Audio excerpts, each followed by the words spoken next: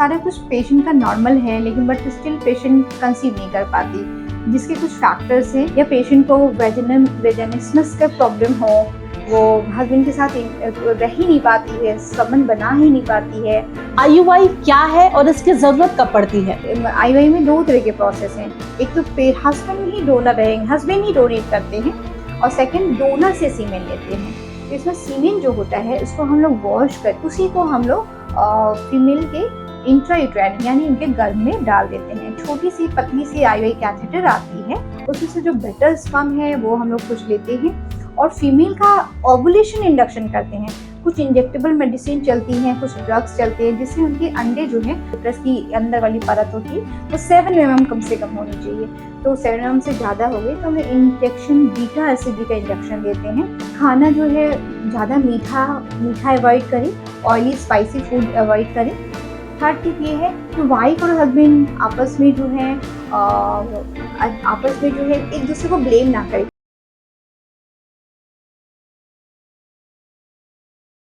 नमस्कार, मेरा नाम बीना है और आप देख रहे हैं फिटनेस फैक्ट। फिटनेस फैक्ट में हम बात करते हैं स्वास्थ्य से जुड़ी समस्याओं के ऊपर, इसके उपचार के ऊपर और स्वास्थ्य से जुड़ी जो भी खबरें होती हैं उसके ऊपर। ऐसे में हमने कई सारे डॉक्टरों से बातचीत की है अलग अलग विषयों पर। इसी सिलसिले में आज हम फिर एक बार बातचीत करने वाले हैं IUI। ये आज का हमारा टॉपिक है। क्या है, इसकी जरूरत क्यों पड़ती है? हमारे साथ बातचीत करने के लिए गायनेकोलॉजिस्ट डॉक्टर पूनम सिंह मौजूद हैं। इनसे हम जानेंगे कि IUI क्या है। नेचुरली जब महिलाएं कंसीव नहीं कर पाती हैं, प्रेगनेंसी कंसीव नहीं हो पाता है या उसका रिजल्ट नहीं आता है, तो डॉक्टरों द्वारा इसको सजेस्ट किया जाता है। इसी सिलसिले पर आज हम बात करने वाले हैं। सबसे पहले मैम, स्वागत है आपका हमारे चैनल पर। Thank you so much. मैं डॉक्टर पूनम सिंह हूँ, कंसल्टेंट गायनेकोलॉजिस्ट इन सर्व चिकित्सा हॉस्पिटल। हाँ मैम, बताइए क्या पूछना है। मैम, आज का हमारा टॉपिक, जैसा कि हमने पहले भी बातचीत में आपको बताया, कि IUI है। IUI क्या है और इसकी जरूरत कब पड़ती है? हाँ, IUI एक शॉर्ट फॉर्म है, एक प्रोसेस है इंट्रायूट्राइन इंसेमिनेशन का।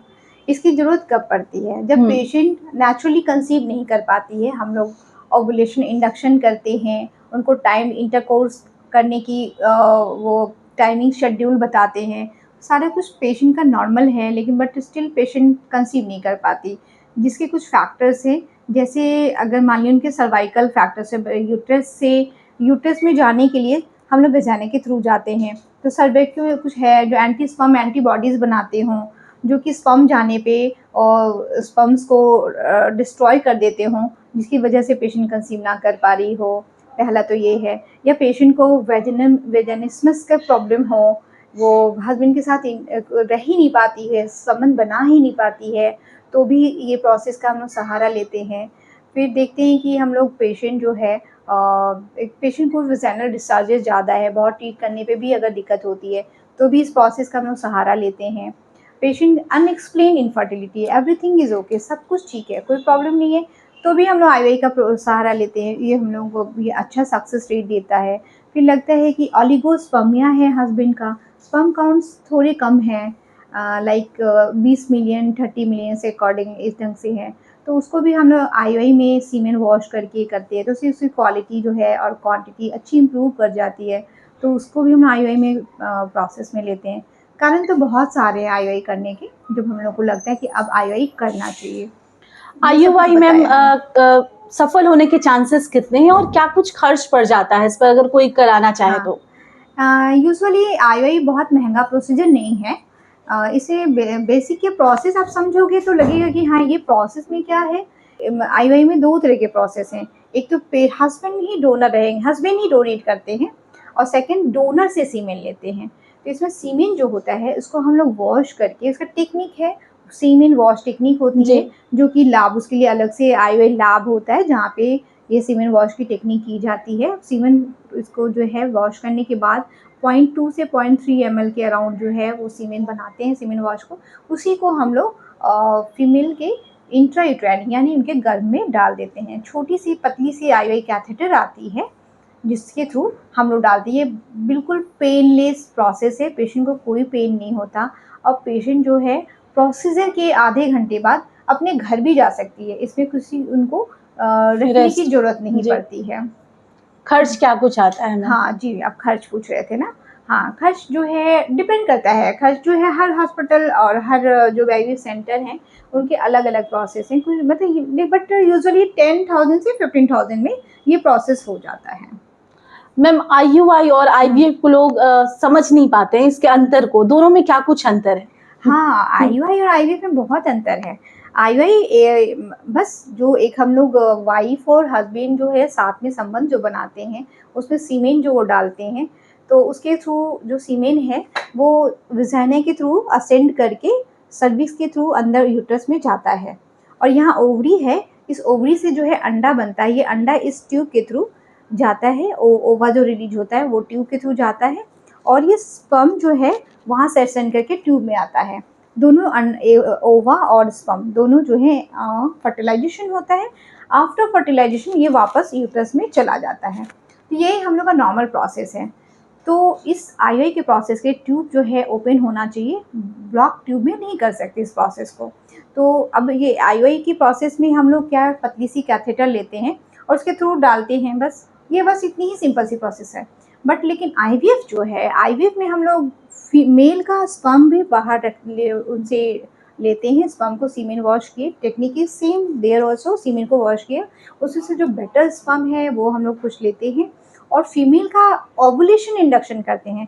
कुछ इंजेक्टेबल मेडिसिन चलती हैं, कुछ ड्रग्स चलते हैं, जिससे उनके अंडे जो हैं बहुत अच्छे से, फॉलिकल्स जो है बहुत बड़े बड़े अच्छे से बनते हैं, जिसमें से हम लोग ओवम पिकअप करते हैं। ओवम पिकअप करके उस ओवम को, ओवा जो है और स्पर्म को आपस में फर्टिलाइज करते हैं। फर्टिलाइजेशन हो जाता है पेट्री डिश में, तो उसके बाद जो एम्ब्रायो डेवलप होता है, तो उस एम्ब्रायो को हम लोग जो है ट्रांसफ़र करते हैं, एम्ब्रायो ट्रांसफ़र कैथेटर से यूट्रस में फीमेल के। तो ये आईवीएफ की जो प्रोसेस है वो जटिल प्रक्रिया है। इसमें भी आप सीमेन चाहो तो डोनर हो सकते हैं, हस्बैंड का हो सकता है, वाइफ का भी एग जो है वाइफ का एग हो सकता है। अगर वाइफ प्रोड्यूस करने में सक्षम नहीं है एग, तो उनको भी डोनर के थ्रू हम लोग एग दिलवा सकते हैं। ये सब प्रोसेस आईवीएफ सेंटर में होता है। आईवीआई प्रोसेस जो है ये कोई भी ट्रेंड गायनेकोलॉजिस्ट जो आईवीआई ट्रेनिंग ले रखी हो, फर्टिलिटी का वर्कशॉप किया हो या फिर उन्होंने फर्टिलिटी का अपना कोर्स कंप्लीट कर रखा हो तो कर सकते हैं। आईवीएफ को जो है वो यूजुअली आईवीएफ जो होती है आईवीएफ सेंटर में होती है।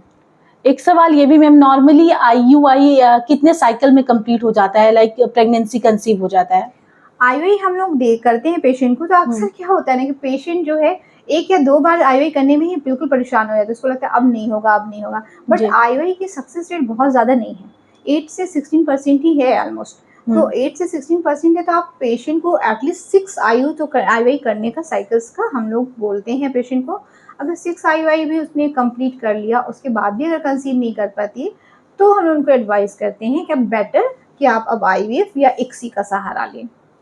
क्या सावधानी बरतने की जरूरत है मैम, जो महिलाएं आईयूआई के लिए जा रही हैं? हाँ, आईवीआई में हम लोग जो करते हैं, पहली सावधानी पेशेंट की तरफ से जो है वो उन लोग को हम लोग बताते हैं कि अच्छे से उनका यूरिन पास की रहे और बबल एम्प्टी रहे, मतलब उन्होंने स्टूल पास कर रखा हो। और हस्बैंड जो है, अगर हस्बैंड डोनेट कर रहे हैं सीमेन, तो हस्बैंड जो है 1 रात पहले हस्बैंड के साथ वो नहीं रहेगी, वो एब्स्टिनेंस होना चाहिए। फिर थर्ड प्रिकॉशन है कि वो हम लोग जो भी मेडिकेशन चलाते हैं पेशेंट को बताते हैं, वो मेडिकेशन उनको प्रॉपर वे में लेना है। और मेडिकेशन प्रॉपर वे में, इंजेक्टेबल जो बताते हैं, हम लोग बीटा एसिजी इंजेक्शन देते हैं जब फॉलिकल्स हमारे 18 mm से ज़्यादा हो जाता है। एंडोमेट्रियल थिकनेस भी 7 mm मिनिमम हमें चाहिए होती है, परत जो यूट्रस की अंदर वाली परत होती है वो 7 mm कम से कम होनी चाहिए। तो 7 mm से ज़्यादा हो गई तो हमें इंजेक्शन बीटा एसिजी का इंजेक्शन देते हैं। ये डिपेंड करता है पेशेंट के वेट और ये पे 5000 यूनिट देना है या फिर 10,000 इंटरनेशनल यूनिट देना है। उस इंजेक्शन के 36 से आवर्स के बाद हम लोग ये प्रोसेस को करते हैं। तो ये हम लोग को ध्यान रखना होगा कि वो टाइमिंग उस ढंग से मैनेज करके उस ढंग से ही आए पेशेंट। ये पेशेंट की तरफ से प्रिकॉशन हो गया। और डॉक्टर को क्या प्रिकॉशन लेनी है? डॉक्टर को प्रिकॉशन लेनी कि वो सीमेन जो है वो वॉश करें। वो सीमेन वॉश करके जब उनके पास आती है तो विदिन हाफ एन आवर उनको उसके अंदर डाल देना है, आईवीआई कर देना है। और कोई भी स्टरलाइज ग्लव्स हम इस्तेमाल इसमें नहीं कर सकते, कोई भी उसमें वेजाइनल डाउचिंग नहीं कर सकते, ना नॉर्मल सलाइन से, ना ही बिटाडीन से। हम लोग कुछ भी उसमें डाउटिंग नहीं कर सकते, वेजाइनल स्वैबिंग नहीं कर सकते। वो बिल्कुल नेचुरल प्रोसेस है। उस आईयूआई कैथेटर के थ्रू हम लोग वो आईयूआई को इंट्रायूटेराइन इंसेमिनेशन कर देते हैं। करने के बाद जब प्रोसेस कंप्लीट हो जाती है तो पेशेंट को हम लोग हाफ एन आवर या 45 मिनट्स जी पेशेंट को लेटे रहने बोलते हैं। तुरंत आईयूआई होने के बाद उनको तुरंत से खड़े नहीं होना, हम लोग 45 मिनट्स का टाइम उनको बोलते हैं कि थोड़ा आप लेटे रहिए, और आफ्टर डेट उनको फिर कोई प्रिकॉशन की जरूरत नहीं है। फिर जो भी मेडिकेशन हम लोग देते हैं पेशेंट को, बोलते हैं आप वही खाओ, आप अच्छे से खाओ, और जब अगर एक सवाल ये भी था मैम जो है तो फिर प्रेगनेंसी टेस्ट खाने, बहुत सारे गूगल पे सर्च करने पर मिला कि खाने पीने में क्या सावधानियां बरतने की जरूरत है जो महिलाएं आईयूआई की तरफ जा रही हैं। बेसिकली आईयूआई, मैं तो यही कहती हूँ आईयूआई और आईवीएफ एक सी है कि जरूरत ही ना पड़े पेशेंट को, सबसे अच्छी तो यही बात है। तो बेसिक लाइफ स्टाइल अगर उन लोग अपना अच्छा रखते हैं तो उसमें बहुत बहुत ही मतलब वो जो एक की क्वालिटी है वो इन्हांस करता है। हस्बैंड एंड वाइफ दोनों को हम लोग सलाह देते हैं कि आप कोई भी स्मोकिंग, अल्कोहल इस ढंग से ना ले, टाइम से उठे, टाइम से सोए, अपना रेगुलर लाइफ पैटर्न अच्छा करें, थोड़ा योगा, थोड़ा एक्सरसाइज करें, डाइट जो भी है और स्पाइसी, ऑयली, जो बाहर के बाज़ारू खाना है वो एकदम अवॉइड करें। खाना जो है नॉर्मल घर का बना, साफ़ सुथरा, बिना तेल मसाले का, मतलब कम तेल मसाले का वो खाएं, और न्यूट्रिशियस डाइट लें। मतलब खाने में उनका प्रॉपर डाइट होना चाहिए, वेजिटेबल्स, फ्रूट्स सारे बिल्कुल होने चाहिए, मिल्क होने चाहिए, दाल होने चाहिए, सब मतलब वो अपने बैलेंस डाइट को लें और ओवर ईटिंग ना करें। ये है थोड़ा सा। मैम 5 कोई टिप्स जिससे महिलाएं अपने आप को मेंटली फिजिकली फिट रख सकें। ओके 5 टिप्स जी। फर्स्ट टिप्स तो ये है meditation, this is very good. आप मॉर्निंग में उठें, सुसुम पानी पिए और मेडिटेशन करने के लिए बैठे। एटलीस्ट अपने आप को 10 to 15 मिनट्स टाइम डेली दें, ताकि आप थोड़ा मेडिटेशन, योगा, एक्सरसाइज कर लें। ये बात मैं समझती हूँ कि लोगों को टाइम की कमी है, मॉर्निंग में सारे काम होते हैं। आप बच्चों को स्कूल भेज करके आप अपने लिए टाइम निकालें और थोड़ा ये करें।